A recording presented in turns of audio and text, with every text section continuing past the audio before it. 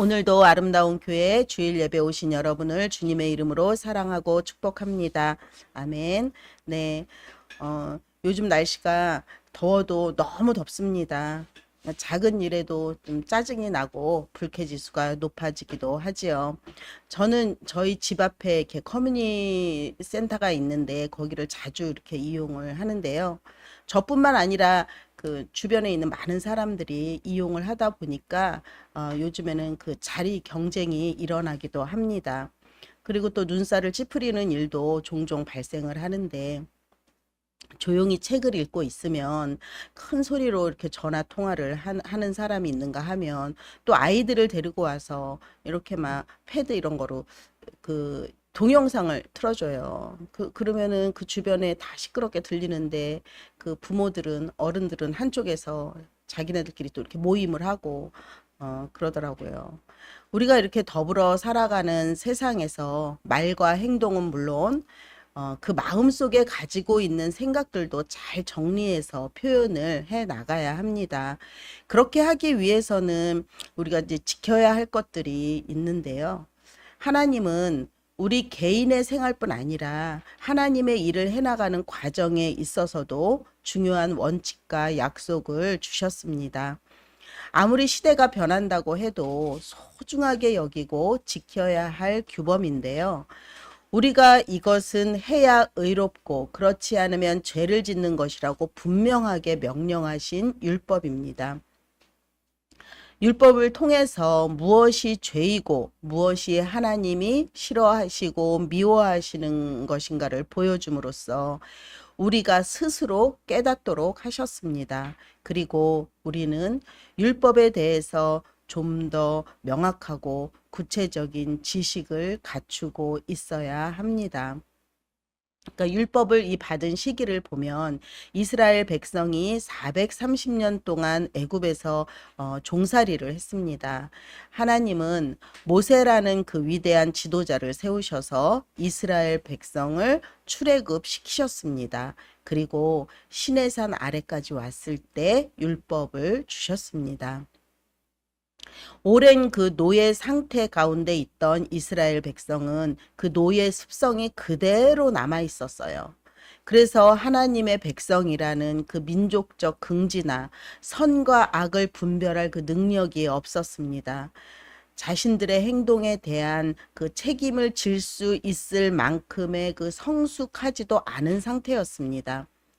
노예 민족에 불과했던 이스라엘 백성에게 민족 의식도 심어주고 하나님이 쓰시기에 부족함이 없는 그 귀한 그릇으로 만들려고 하십니다. 하나님께서 이들이 서로 협력할 수 있도록 훈련시키시고 사명을 주십니다. 구체적으로 하나님이 계시해 주신 내용이 바로 모세를 통해서 주신 십계명입니다. 그리고 너희는 내 소유가 되고 내게 대하여 제사장 나라가 되고 거룩한 백성이 되라고 명시해 주셨습니다. 하나님이 모세를 통해서 10가지 계명을 주셨는데 이 계명이라고 하면 그리스도인들이 반드시 지켜야 하는 그 기본적인 것입니다. 십계명은 우리를 나무라는 것이 아니라 너는 이렇게 살아야 한다라고 요구하시는 겁니다. 그래서 예수님을 믿고 교회에 처음 나왔을 때부터 중요하게 외우게 하는 것입니다. 저도 주일학교 시절에 십계명을 그냥 무작정 외우라고 하니까 외워서 그 선물을 받았던 기억이 납니다. 그러나 외우기는 해도 십계명을 내 힘으로는 지킬 수 없기에 성령님을 의지하고 살아가야 합니다. 그 십계명의 조문들을 보면 이스라엘 민족이 가지고 있는 현실이 그 독특하게 보이기도 하는데요. 그러나 보편적으로 모든 인류, 그러니까 하나님의 형상을 입은 사람들이라는 그 터 위에서 우리가 범할 수 있는 여러 가지 것들을 말씀하시는 것을 주의해서 보아야 합니다. 오늘은 하나님께서 주신 그 첫째 계명을 살펴보겠습니다. 첫째 계명인 출애굽기 20장 3절 말씀은 너는 나 외에 다른 신을 내게 두지 말라. 이것은 신명기 5장 7절에서도 나오는데 나 외에는 다른 신을 내게 두지 말지니라. 이스라엘 백성이 때때로 우상을 만들었지만 그때마다 반드시 그 다른 신을 이야기하지는 않았습니다. 예를 들면 그 시내산 밑에서 송아지를 만들었을 때도 자신들이 보고 들은 것이 그것이니까 애굽에서 흔히 볼 수 있는 그 모양의 송아지 형상을 만들어 놓은 것입니다. 그리고는 이것이 너희를 애굽에서 인도하여 낸 그 신이다 라고 자신들이 알고 있는 그 신을 가져다 붙인 것입니다. 바알을 섬길 때도 그랬습니다. 특히 북이스라엘의 아합 왕의 아내인 그 이세벨의 영향으로 그 바알 종교가 퍼져 나갔습니다. 바알이라는 말이 주인이라는 뜻인데 이스라엘에는 전통적으로 아도나이라는 그 주께 대한 칭호가 있었습니다. 그럼에도 불구하고 우상 종교와 타협을 해서 바알이라는 이름을 그대로 받아들이고 그것을 자신들의 신이라고 했습니다. 이상한 신상을 만들고 희미하게 하나님에 대한 그 의미를 거기다가 붙인 것입니다. 이런 행동은 하지 말아야 하는 것입니다. 나 외에는 다른 신을 내게 두지 말지니라. 여기서 그러면 나라는 것은 누구를 의미하는가 하면 출애굽기 20장 2절을 보겠습니다. 나는 너를 애굽 땅 종되었던 집에서 인도하여 낸 너의 하나님 야훼로다. 이스라엘 백성이 노예라는 그 절망적인 그 상태에 있을 때 큰 손과 편 팔로 너희를 건져낸 그 하나님이라고 소개합니다.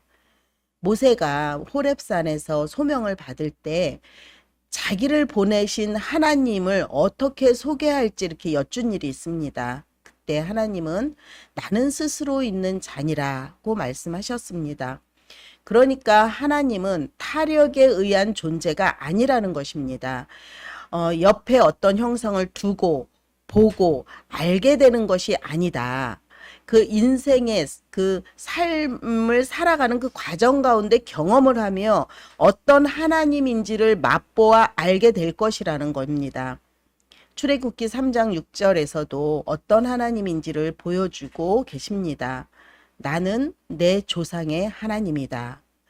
너희들에게 어느 날 갑자기 훅 나타난 그런 하나님이 아니고 조상 때부터 너희 백성을 구별하고 인도해 냈던 그 하나님이다. 조상 대대로 아브라함의 하나님, 이삭의 하나님, 야곱의 하나님이다라고 하셨습니다. 즉 하나님은 너희 조상의 하나님, 아브라함과 이삭과 야곱의 하나님인 동시에 지금 이 순간에도 살아 역사하시는 우리의 하나님이라는 것입니다. 이스라엘 백성은 나 위에 다른 신을 내게 두지 말라는 명령을 받았을 때 그러면 오직 유일하게 마음에 두어야 할 참신은 누구시냐가 문제였습니다. 만약에 이스라엘 백성이 하나님에 대한 그 일반적인 지식을 가지고 분별력이 부족하면 잘못된 개념들이 들어오게 됩니다. 그러면 하나님이 아닌 다른 이상한 신을 생각하게 만듭니다. 사람은 자기가 우상을 섬기려고 해서 섬기는 것이 아닙니다. 참 하나님에 대한 바른 지식이 부족하고 마땅히 알아야 할 거룩한 도리, 그러니까 구원의 은혜를 깨닫지 못하면 살아가는데 두려움이 생기게 됩니다. 그러다 보면 다른 신을 섬기는 결과를 가져오게 됩니다. 사람이 만들어 놓은 그 우상이 복줄이라고 해서 우상에게 나아가는 것은 아닙니다. 우리가 하나님에 대한 생각이 충분하지 않아서 하나님과 멀어질 때 혹은 왜곡된 마음으로 하나님을 볼 때 사단이 틈을 탑니다. 그리고는 사실과 다른 잘못된 생각들을 갖도록 온갖 수단을 동원해서 마음을 흔들어 놓습니다. 그렇기 때문에 우리가 볼 때는 말도 안 되는 그 속임수에 넘어가고 우상에게 가는 것을 볼 수 있습니다. 우리는 이 세상에서 살아갑니다. 책을 보기도 하고요. 사람들과 대화도 하고 또 경제 활동을 하면서 돈을 벌기도 하지요. 어느 때는 나의 의지랑 상관없이 상황에 밀려서 해야 하는 일들이 많이 있습니다. 그것이 물질적인 것일 수도 있고 정신적인 것일 수도 있습니다. 중요한 것은 그것을 해야 하느냐 말아야 하느냐의 판단을 분명히 해야 합니다. 에이, 뭐, 이 정도는 괜찮겠지 하고 덥석 그것을 받아들이거나 이번 한 번만 하고 다음에 안 하면 되지 뭐 라고 생각하면 그 속에 휩쓸려 들어가게 됩니다. 그러다 보면 한 번이 두 번 되고 두 번이 세 번 되고 계속 잘못된 길을 가는 것이고 이것이 바로 다른 신을 섬기게 되는 것입니다. 하나님의 말씀을 기준 삼아서 정당하지 않은 일은 분별을 해야 합니다. 나 외에 다른 신을 두지 말라라고 했으면 다른 신을 절대 두지 않을 만큼 분명하고 명확하게 하나님을 인식하고 있어야 합니다. 하나님이 아브라함을 갈대아 우르에서 불러냈을 때 아브라함은 갈대아 우르의 그 도시 문화 생활을 포기했습니다. 가장 원시적인 유목민의 생활로 돌아가면서도 하나님의 명령에 순종해야겠다고 믿을 만큼 하나님에 대한 확신이 있었습니다. 만일 그런 확신이 없었더라면 마치 뜬구름을 잡는 것 같아서 갈 수 없었을 것입니다. 아브라함은 하나님에 대해서 그렇게 확실한 인식이 있는 까닭에 믿고 나선 것입니다. 잠깐이 아니고 일생을 다하도록 나섰습니다. 그렇게 할 수 있었던 동력은 아브라함이 하나님으로부터 받은 그 계시 때문인데요. 창세기 14장 22절을 보면 소돔 왕과의 대화를 통해서 알 수 있습니다.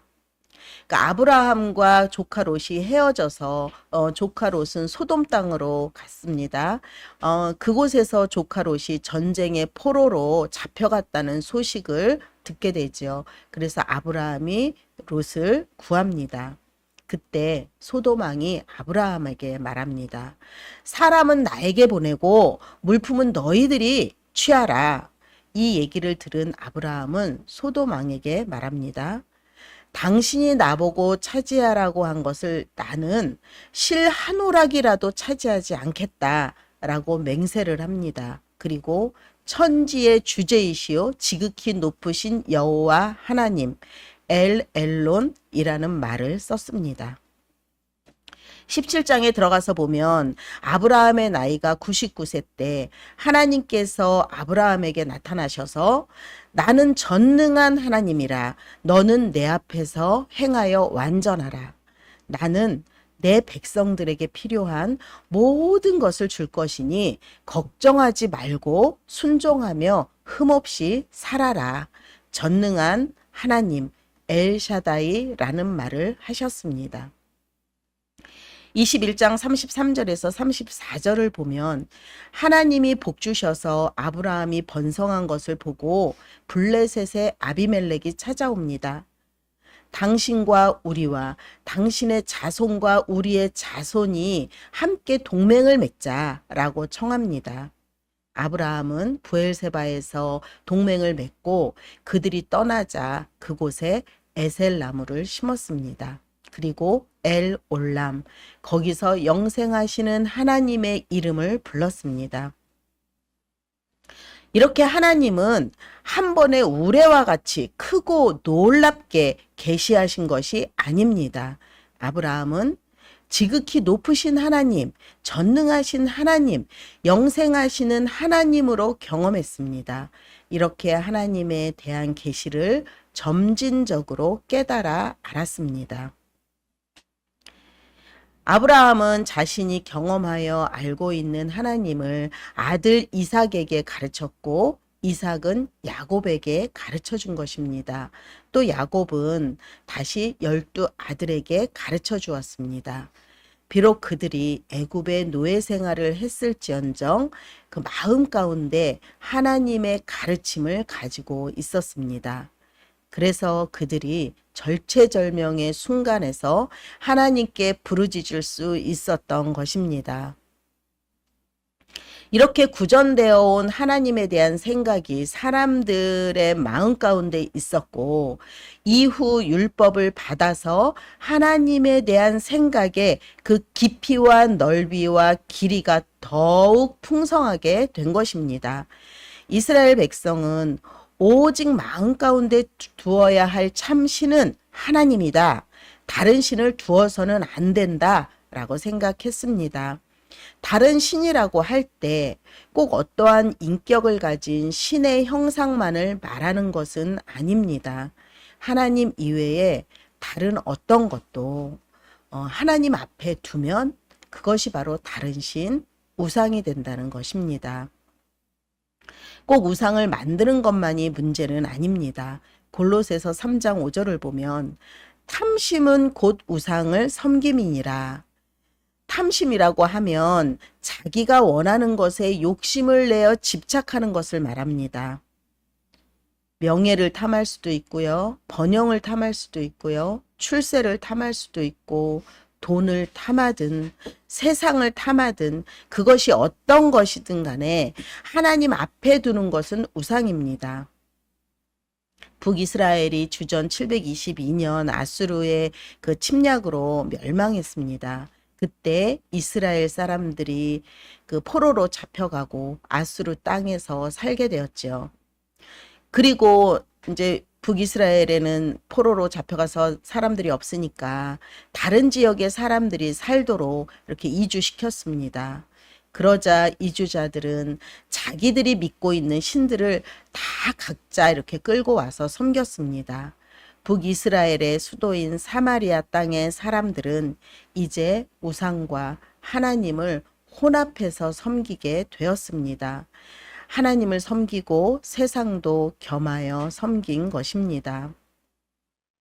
그렇게 우상의 어리석음과 무지를 담게 되고 그러다 보니까 자기 방법대로 하나님을 섬기고 사는가 하면 자기에게 유리하다 할 때는 하나님의 법을 무시하고 짓밟았습니다. 때로는 하나님을 잠깐씩 잊어버리기도 했습니다. 우리는 어떻습니까? 하나님을 믿는다고 하면서 이 세상 사람들이 다 그러는데 시대가 변했는데 타협하고 살아야지 라고 하면서 세상 방식대로 결정하고 따라가고 있지는 않으십니까? 그런데 여러분, 하나님의 법을 존중하고 무서운 줄 알아야 합니다. 열왕기하 21장 7절에서 8절 제가 읽어보겠습니다. 여호와께서 전에 이 성전에서 다윗과 그 아들 솔로몬에게 말씀하셨습니다. 이 성전에 그리고 내가 온 이스라엘 지파 가운데 선택한 예루살렘에 내가 내 이름을 영원히 둘 것이다. 만약 이스라엘이 내가 명령한 모든 것을 행하고 내 종 모세가 그들에게 명령한 모든 율법을 지킨다면 내가 그 조상들에게 준 땅에서 떠나 방황하는 일이 다시는 없게 하겠다. 히스기야 왕이 나라를 예배로 다시 회복해 놓았습니다. 그런데 그 아들 므낫세가 다시 무너뜨렸습니다. 21장 2절 3절을 보면 므낫세는 여호와께서 쫓아내신 그 다른 나라들의 그 혐오스러운 관습을 다시 따르고 히스기야가 무너뜨린 산당을 다시 짓고 바알 제단을 세우고 아세라 목상을 만들고 하늘의 별 무리를 경배하고 섬겼습니다. 므낫세가 55년을 다스렸는데요. 그 통치 기간 동안은 정치적으로나 경제적으로나 아주 그 부강하고 번성한 시대였습니다. 그러나 하나님 보시기에는 한마디로 악하다라고 평가하셨습니다. 종교 혼합주의를 주도했기 때문입니다. 결국 유다가 멸망할 수밖에 없었던 이유가 되었습니다. 그 당시의 상황이 그 아수르의 압박으로 어쩔 수 없었다고 그 므낫세가 그 변명을 해도 하나님께는 통하지 않습니다. 눈앞에서 당장 어떤 일이 일어나지 않으니 괜찮다고 생각할 수 있습니다. 언제까지 하나님이 가만히 계실 거라고 생각하십니까? 하나님의 심판은 때때로 이 땅에서도 임합니다. 그러니까 적극적인 심판도 있고 혹은 자연의 법칙 하에서 일어나는 심판도 있습니다. 물론 죄인을 심판하듯 멸망시키지는 않겠지만 징계를 통해 깨우쳐 주십니다. 우리가 그릇 행동하고 있을 때 그 길이 아니야 라고 하시는 그런 징계를 통해서 깨닫는 바가 있고 배우는 바가 있어야 합니다.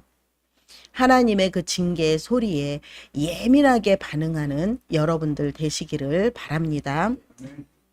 하나님은 우리가 유혹을 받아 넘어질 것 같을 때에도 징계를 하십니다. 우리는 마땅히 세상과 겪고 틀고 싸워야 할 만큼 성숙하고 거룩한 위치에 서 있어야 합니다. 아브라함이 하나님의 계시가 충만하지 않을 때에도 그 깊이를 깨달아 알아갔듯이 우리도 하나님의 징계를 빨리 깨달아야 합니다. 나 외에 다른 신을 내게 두지 말라라고 하셨습니다.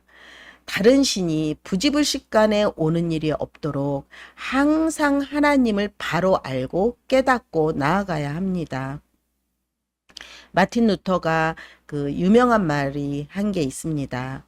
내 머리 위로 지나가는 새는 막을 수 없으되 내 머리에 둥지를 트는 새는 막아야 한다. 우리 안에 다른 신이 둥지를 틀지 못하도록 막아서야 합니다. 결국 우리의 모든 지식이 하나님을 좀 더 바르게 알게 만들어야 합니다.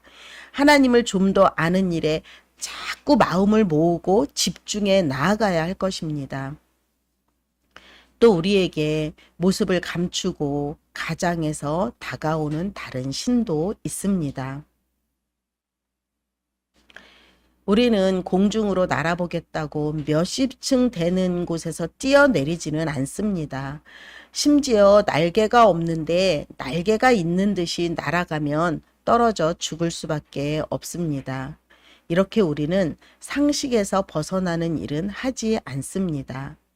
우리가 사회생활을 하는데도 일정한 규칙이 있듯이 자연에도 법칙이 있습니다. 많은 사람들이 근본적으로 자기 자신의 행복을 추구하고 그것을 얻을 수 있는 어떤 법칙이나 이치를 따라서 자꾸 나아갑니다. 예수님을 믿는 성도들은 복음의 도리를 따라서 살아야 합니다만 실제로 그런 생활에서 그 벗어나는 경우가 많습니다.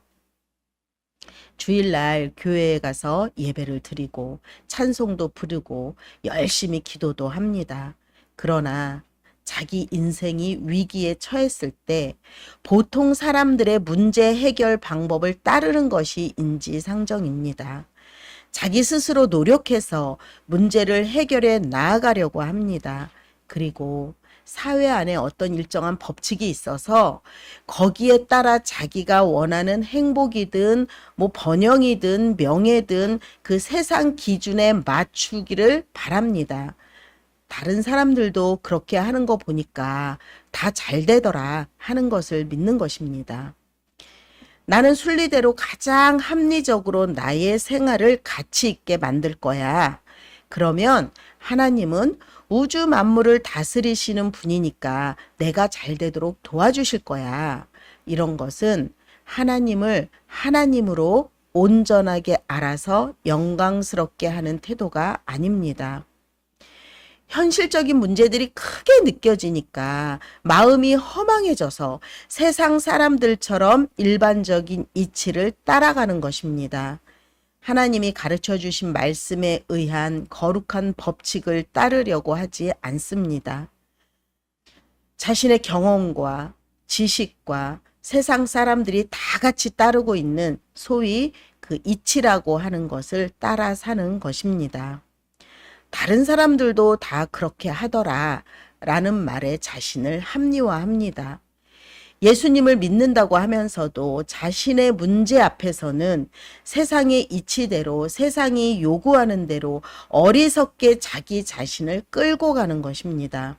그러면서 자기가 판단하고 생각한 대로 기도하고 하나님이 도와주시기를 마음 가운데 소망합니다. 그런 사람은 결국 하나님 위에 다른 신, 즉 이치의 신을 바라보는 것입니다. 세상에서 출세하려고 하면 필요한 여러 가지를 준비하면서 동분서주합니다. 그러다 좋은 기회가 오면 재빨리 기회를 타서 자리를 차지해야 합니다. 돈을 벌 때도 남에게 욕을 먹어가면서도 열심히 돈을 모읍니다. 부자가 되면 좋은 기분으로 여러 가지 하나님의 일을 할 수 있으니 그것이 좋은 거 아닌가? 라고 생각합니다. 그런데 에베소서 2장 10절은 우리는 그가 만드신 바라 그리스도 예수 안에서 선한 일을 위하여 지으심을 받은 자니 이 일은 하나님이 전에 예비하사 너희로 하여금 그 가운데 행하게 하려 하심이니라. 거룩한 하나님을 믿는 사람은 이전에 선한 일을 위해서 지으심을 받은 자라고 했습니다. 우리를 위해서 예비하신 거룩한 길이 있다는 것입니다. 그렇기 때문에 나 스스로 삶을 결정하고 나가는 것이 아닙니다. 하나님이 준비하신 거룩한 길로 나아갈 때 앞이 훤히 보이지 않을 때도 있습니다. 그러나 우리는 매일매일 하나님을 의지하고 한 걸음씩 인도를 받아서 가는 것입니다. 사람의 생각으로 볼 때는 크게 번성해야 하고 출세해야만 사회에 영향력을 미치고 일도 제대로 할 수 있다라고 봅니다. 하지만 주님의 핏값으로 산 우리는 하나님의 인도하심 따라 가는 길이 출세할 기회가 있든지 없든지 아무 상관이 없습니다. 혹시 큰 부자로 만들 기회가 오더라도 상관없이 이 길이 하나님이 나를 위해서 예비하신 길인가 아닌가가 중요한 것입니다. 힘이 곧 정의이다 라는 말이 있습니다. 이 세상에서는 힘이 승리하는 방법이라는 것을 자꾸 느끼게 합니다. 요즘은 정의가 이기는 것이 아니라 늘 패배하는 것 같은 느낌이 들기도 합니다. 세상 사람들의 생각에 물들어 그것을 따라가는 사람들이 많기 때문이죠. 그러나 참 하나님의 거룩한 법칙을 믿는 사람은 의와 진리의 길만을 따라가야 합니다. 그렇기 때문에 비록 세상에서 나고자라고 하고 볼품없는 사람이라고 손가락질할지라도 우리는 그 길을 묵묵히 가는 것입니다. 내가 잘 돼야 자식들도 잘 되고 집안도 유력해져서 기독교인의 그 체면과 위신도 유지되지 않느냐라고 말할 수 있습니다. 주님의 길과 이 세상의 길 사이에서 두 길 보기를 하는 사람이 믿음의 사람들 가운데서도 허다한 것을 아실 것입니다. 왜 그렇습니까? 현실에서 참 하나님을 뒤로 가고 하나님이 뒤로 가고 세상 이치의 신이 앞에 있기 때문입니다. 어느 그 노 목사님의 이야기입니다. 젊으셨을 때 세상에서 좋은 기회를 다 포기해 버렸습니다. 이제 나이를 먹고 말년에는 남이 알아주지도 않고 명색도 없고 또 강권하기까지 했습니다. 왜 젊은 시절 좋은 기회를 다 포기하셨습니까? 라고 묻는 물음에 목사님이 대답하셨습니다.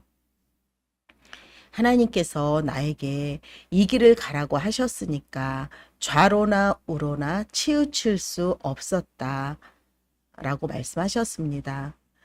마땅히 거룩한 참된 신 하나님만을 믿고 사는 것이 하나님의 자녀인 우리들의 길입니다. 아브라함처럼 하나님의 부르심의 약속을 믿고 끝까지 나아가야 합니다. 제멋대로 나는 이 길을 걷겠어. 나는 이 일을 나의 비전으로 삼겠어. 하지 마십시오. 제가 말씀을 준비하면서 계속 이렇게 흥얼거린 찬양이 있습니다. 찬송가 430장인데요. 제가 가사를 읽어 드리겠습니다. 주와 같이 길 가는 것 즐거운 일 아닌가. 우리 주님 걸어가신 발자취를 밟겠네. 한 걸음 한 걸음 주 예수와 함께 날마다 날마다 우리 걸어가리. 한 걸음으로 족합니다. 한 걸음씩 나아가십시오. 돌아서면 안 됩니다. 말로는 우리가 십계명이 어떻고 하나님 한 분으로 만족하다고 하면서 이렇게 떠들기도 합니다. 그러나 현실 생활로 돌아와 보면 사실 하나님 이외에 다른 신을 두고 사는 사람들이 많습니다. 만일 여러분이 자기 힘으로 뭔가 하려고 하면서 하나님이 계시니까 나는 잘 될 거야 라고 생각한다면 하나님을 우선순위에 두는 것이 아닙니다. 그것은 나 외에 다른 신을 둔 사람의 태도임을 명심하시기 바랍니다. 사랑하는 여러분, 나 외에 다른 신이란 무엇이든 하나님보다 앞서는 것이라고 했습니다. 여러분은 삶의 가장 우선순위가 무엇입니까? 자기 자신일 수도 있고요. 명예와 성공일 수도 있습니다. 이런 것들이 우리의 우상이 되지 말도록 해야 합니다. 한 주간 동안 하나님을 최우선에 두는 거룩한 선택을 하시기 바랍니다. 그리고 주님과 같이 한 걸음씩 한 걸음씩 길 가는 것이 참 기쁨이요 은혜임을 경험하는 아름다운 교회 성도님들 되시기를 간절히 바랍니다.